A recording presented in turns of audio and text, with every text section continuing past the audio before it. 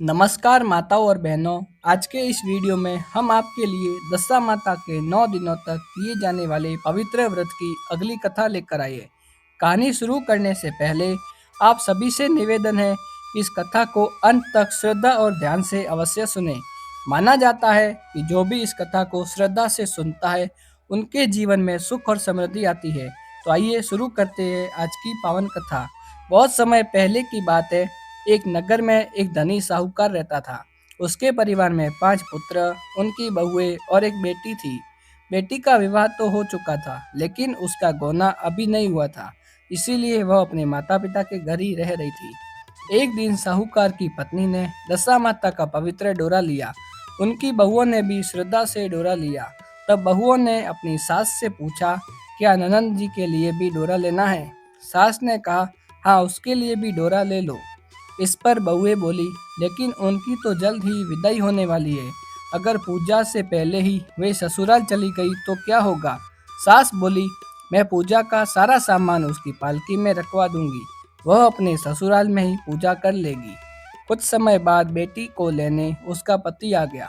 माँ ने बेटी को विधि विधान से विदा किया और उसकी पालकी में दशा माता की पूजा का सारा सामान रखवा दिया। लड़की अपने ससुराल पहुंच गई। आसपास की स्त्रियां नई बहू को देखने आई। सभी उसकी सुंदरता, गहनों और कपड़ों की बहुत प्रशंसा करने लगी। तभी एक स्त्री की नज़र उसके गले में बंधे दशा माता के डोरे पर पड़ी। वह बोली, देखो, इसकी माँ ने इसके गले में कैसा डोरा बांध दिया है। यह सुनकर वहां मौजूद स्त्रियां उस डोरे के बारे में तरह तरह की बातें करने लगी। शाम तक घर की स्त्रियां भी उसी डोरे की निंदा करने लगी। सुबह से शाम तक ऐसी बातें सुन सुनकर नई बहू को बहुत बुरा लगा। आखिरकार उसने दुखी होकर वह डोरा अपने गले से उतारा और जलती हुई आग में डाल दिया। जैसे ही डोरा आग में गिरा, अचानक पूरे घर में आग लग गई।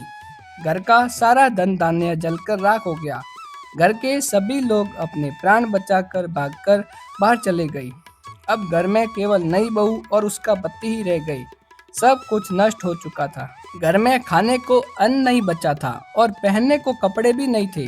इसीलिए दोनों पति पत्नी गांव छोड़कर रोजगार की तलाश में निकल पड़े।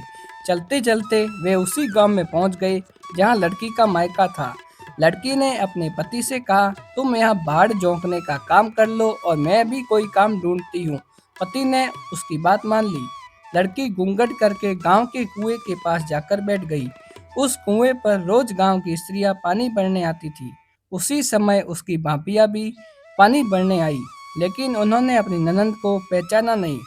उन्होंने उससे पूछा, तुम किसी अच्छे घर की लड़की लगती हो, अगर काम करना चाहो तो बता दो। लड़की बोली, काम तो कर लूंगी, लेकिन कोई नीच काम नहीं करूंगी। बड़ी भाभी बोली, हमारी ननंद ससुराल चली गई है, तुम हमारे बच्चों की देखभाल कर लेना और घर से राशन लेकर अपना भोजन बना लेना। लड़की इस काम के लिए तैयार हो गई। इस तरह वह अपने ही मायके में भतीजों की देखभाल करते हुए रहने लगी, लेकिन किसी ने उसे पहचाना नहीं। कुछ समय बाद फिर दशा माता का व्रत आया। सास के कहने पर बहुओं ने डोरा लिया। बहुओं ने सास से पूछा, क्या इस लड़की के लिए भी डोरा लेना है? सास बोली, हाँ, इसके लिए भी डोरा ले लो। लड़की ने भी श्रद्धा से दशा माता का डोरा लिया और 9 दिनों तक पूजा पाठ में शामिल होती रही। 10वें दिन सभी स्त्रियों ने स्नान करके घर में पूजा की तैयारी की। लड़की ने बहुओं से कहा, अगर कोई पुराना कपड़ा मिल जाए तो मैं भी स्नान कर लूं। बहुओं ने सास से पूछकर अपनी ननंद की एक पुरानी साड़ी उसे दे दी। स्नान करके जब वह पूजा में बैठी तो बहुएं उससे देखकर बोली, यह तो बिल्कुल हमारी ननंद जैसी लग रही है।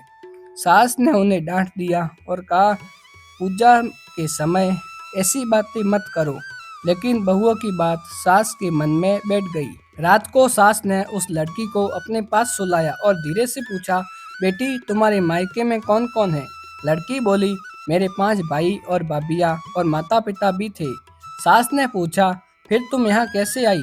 लड़की की आंखों में आंसू आ गए और उसने सारी बात बता दी कि कैसे उसने दशा माता का डोरा जलाया और सब कुछ नष्ट हो गया।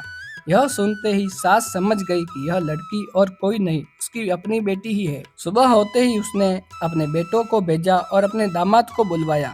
उन्हें स्नान करवाया, अच्छे वस्त्र पहनाए और सम्मान से घर में रखा। कुछ दिनों बाद दामाद अपने घर लौट गया। जब वह अपने घर पहुंचा तो उसने देखा कि सब कुछ पहले की तरह ही सब कुछ ठीक हो चुका है। इसके बाद वह अपनी पत्नी को लेने ससुराल आया और उसे सम्मान से विदा कराकर घर ले गया। जब लड़की अपने ससुराल पहुंची तो सास, ननंद और घर की स्त्रियां मंगल कलश और थाल लेकर उसके स्वागत के लिए खड़ी थी। तब लड़की बोली, पहले आपने दशा माता के डोरे का अपमान किया था, इसीलिए हमें इतना दुख सहना पड़ा। अब से कभी भी दशा माता के डोरे की निंदा मत करना और श्रद्धा से पूजा करना। सबने उसकी बात मान ली। फिर पूरे घर में दशा माता का व्रत श्रद्धा और विधि विधान से किया गया। 10वें दिन पूजा करके 7 सुहागिनों को निमंत्रण दिया गया, उनका सम्मान किया गया और आंचल भरा गया। इस प्रकार दशा माता का पूजन संपन्न हुआ।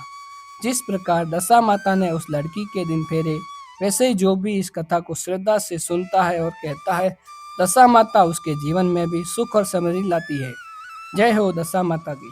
तो यदि हमारी यह वीडियो आपको पसंद आई हो तो वीडियो को लाइक करना, शेयर करना और हमारे चैनल श्रद्धा संगम ऑफिशियल को सब्सक्राइब करना ना भूलिएगा, ताकि ऐसी ही पौराणिक कथाएं हम आपके लिए लेकर आ सके। मिलते हैं अगले वीडियो में, तब तक के लिए आपका दिन शुभ रहे। जय श्री कृष्णा, राधे राधे।